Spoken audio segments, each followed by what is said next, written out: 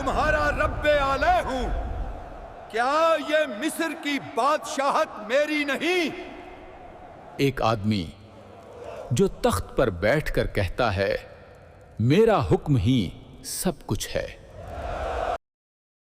تصور کرے ایک بچہ لکڑی کے ایک صندوق میں دریائے نیل کی لہروں پر تیرتا ہوا، اس کی ماں کی دعائیں، اس کے گرد حفاظتی دیوار بنے ہوئے اور منزل خود فرعون کا محل جو اسی بچے کو قتل کرنے کے لیے حکم جاری کر چکا ہے۔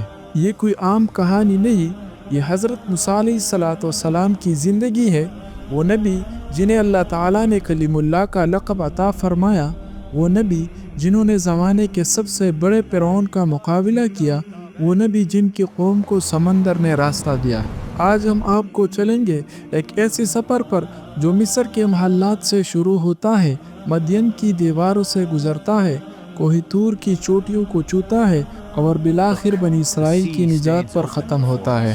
یہ ہماری حضرت موسیٰ علیہ السلام کے اوپر پہلی ویڈیو ہے۔ اس کے بعد حضرت موسیٰ علیہ السلام کے اوپر اور بھی ویڈیو آئیں گے، تو اس لیے آپ ہمارے چینل کو سبسکرائب کریں اور نوٹیفیکیشن آن کریں اور ویڈیو کو لائک کریں۔ ہزاروں سال پہلے کی بات ہے، مصر کی سرزمین پر ایک ایسا دور تھا جب طاقت نے انسانیت کا گلا گونٹ رکھا تھا۔ فرعون جو اپنے آپ کو خدا کہتا تھا، اس کا راج تھا، اور اس ظلم کا سب سے بڑا شکار بنی اسرائیل، حضرت یعقوب علیہ السلام کی اولاد۔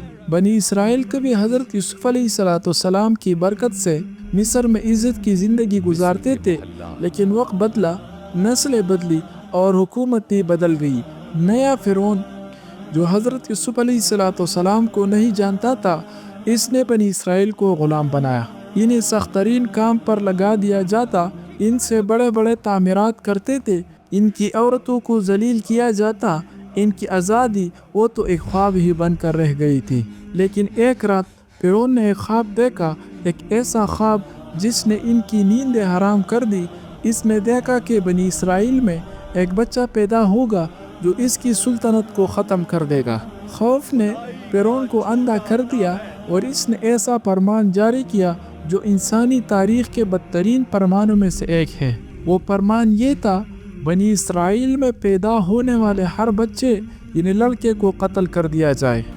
تصور کریں ایک قوم جہاں ہر ماں اپنے بچے کی پیدائش سے خوفزدہ ہو، جہاں خوشی کی گنجائش نہ ہو، جہاں ولادت کا لمحہ موت کا پیغام بن جائے۔ فرعون کے سپاہی کے جوتے مصر کی گلیوں میں گونجتے، ماؤں کی چیخیں ہوا میں گم ہو جاتی اور معصوم بچے انہیں بے رحمی سے قتل کر دیا جاتا۔ لیکن اللہ تعالیٰ کی مشیت کو کون روک سکتا ہے؟ جب اللہ تعالیٰ کسی کو زندہ رکھنا چاہے تو ساری طاقتیں اکٹھی ہو کر بھی اسے نقصان نہیں پہنچا سکتے۔ اسی خوف و ہراساں کے ماحول میں ایک گھر میں ایک مومن عورت نے ایک بچے کو جنم دیا۔ اس کا نام تھا یوکابد اور بچے کا نام رکھا گیا موسیٰ علیہ السلام۔ لیکن یہ بچہ کوئی عام بچہ نہیں تھا، یہ وہ بچہ تھا جس کے بارے میں فرعون کو خواب آیا تھا۔ یہ وہ بچہ تھا جو مستقبل میں فرعون کی سلطنت کو ختم کرنے والا تھا۔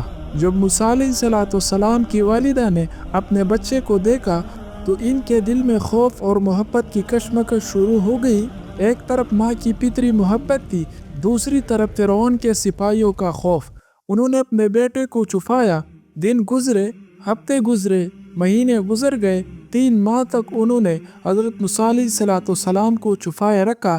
لیکن ایک بچہ کتنی دیر تک خاموش رہ سکتا ہے؟ اور پھر اللہ تعالیٰ کا حکم آیا اور ہم نے موسیٰ علیہ السلام کی ماں کے دل میں یہ بات ڈال دی کہ اسے دودھ پلاؤ، پھر جب تمہیں خوف ہو اسے دریا میں ڈال دو، اور نہ ڈرو اور نہ غمگین ہو، بے شک ہم اسے تمہاری طرف لوٹا دیں گے اور اسے پیغمبروں میں سے بنائیں گے۔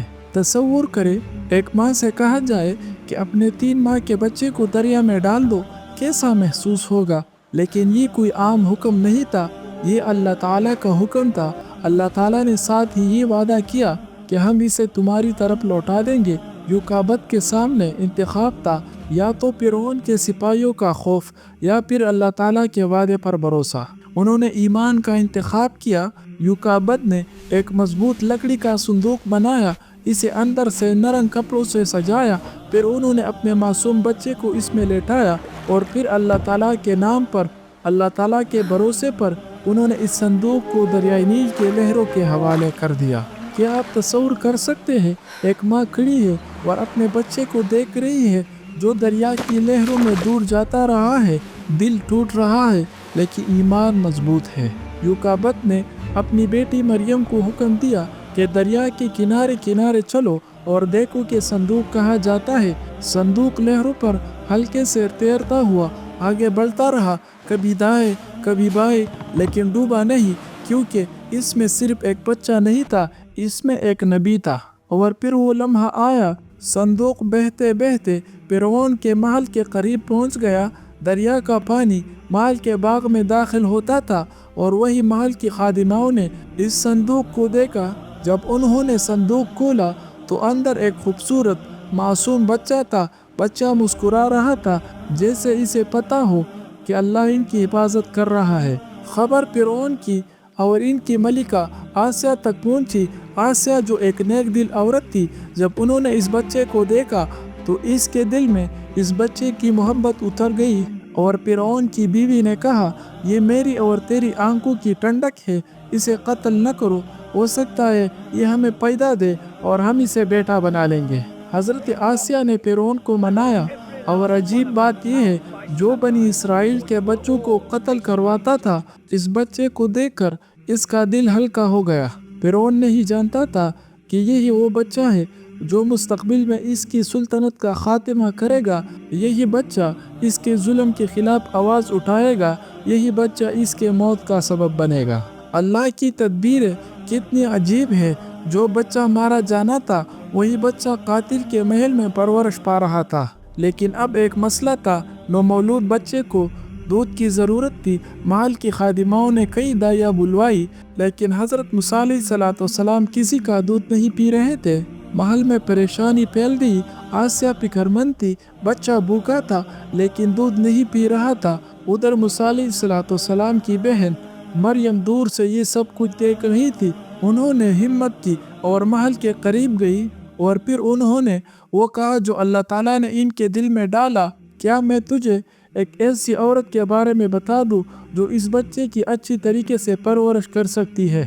محل والے راضی ہو گئے۔ مریم دوڑی اور اپنی ماں کو لے آئی، اور پھر جب موسیٰ علیہ السلام کی ماں نے موسیٰ علیہ السلام کو گود میں لیا، بچے نے فوری طور پر دودھ پینا شروع کر دیا۔ اس کا ذکر قرآن مجید میں کچھ یوں ہے، بس ہم نے اسے اس کی ماں کی طرف لوٹا دیا تاکہ اس کی آنکھ ٹھنڈی ہو اور وہ غمگین نہ ہو، تاکہ وہ جان لے کہ اللہ تعالیٰ کا وعدہ سچا ہے، لیکن ان میں سے اکثر نہیں جانتے۔ اللہ تعالیٰ کا وعدہ پورا ہو گیا، ماں کو اس کا بچہ واپس مل گیا، لیکن اب محفوظ طریقے سے فرعون کے محل میں اور اجرت پر۔ موسیٰ علیہ السلام کی ماں یوکابت کو محل میں بطور دائیں رکھ لیا گیا۔ اب وہ اپنے بچے کو کل عام دودھ پلا رہی تھی۔ اب انہیں خوف نہیں تھا، اب وہ اپنے بچے کے ساتھ تھی۔